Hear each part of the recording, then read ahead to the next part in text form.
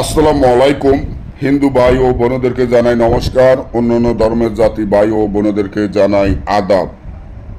আমি তান্ত্রিক গুরু চৈতন্য বড়ুয়া, চট্টগ্রাম রাঙামাটি থেকে আজকে পাওনা টাকা আদায় করার পরীক্ষিত একটা নকশা নিয়ে আপনাদের মাধ্যমে উপস্থিত হলাম। যে নকশাটি আপনারা আমার স্ক্রিনে দেখতে পাচ্ছেন, সেটি হলো পাওনা টাকা আদায় করার নকশা।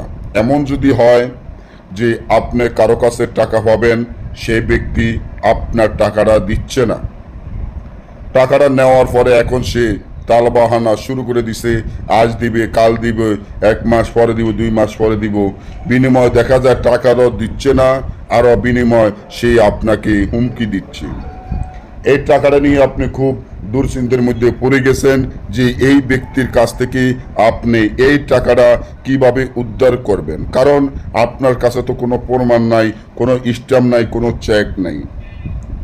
এমনকি দেখা যায় যে আপনি চেক নিয়েছেন, স্ট্যাম্প নিয়েছেন, মামলাও করেছেন, তারপরও তার কাছ থেকে আপনি এই টাকা উদ্ধার করতে পারতেছেন না, সে আপনার টাকাটা দিচ্ছে না।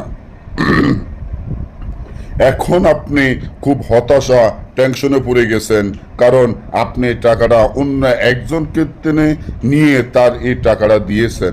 অন্য একজনের যার কাছ থেকে টাকাটা নিয়ে আপনি ওনাকে দিয়েছেন, সে আপনার মান ইজ্জত মারতে আছে, কিন্তু সে তো আর আপনার টাকাটা দিচ্ছে না।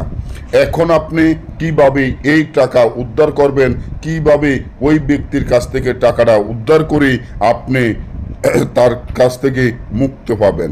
আর বিনিময় দেখা যায় তার কাছ থেকে টাকা খুঁজতে গেলে সে তালবাহানা শুরু করে, আপনাকে বিভিন্ন ধরনেরভাবে হুমকি দমকি দিচ্ছে।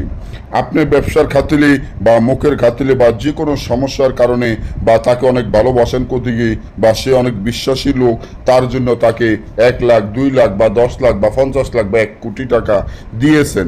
এখন কিন্তু সে আপনার এই টাকাটা দিচ্ছে না, তা নিয়ে আপনার রাইতের ঘুম হারাম হয়ে গেছে, ঘুম যাইতে পারেন না ঠিক মতো। এতগুলা টাকা তারে দিয়েছেন, কিন্তু সে আপনার টাকাটা দিবে না বলে খাইলা তাল বাহানা শুরু করছে।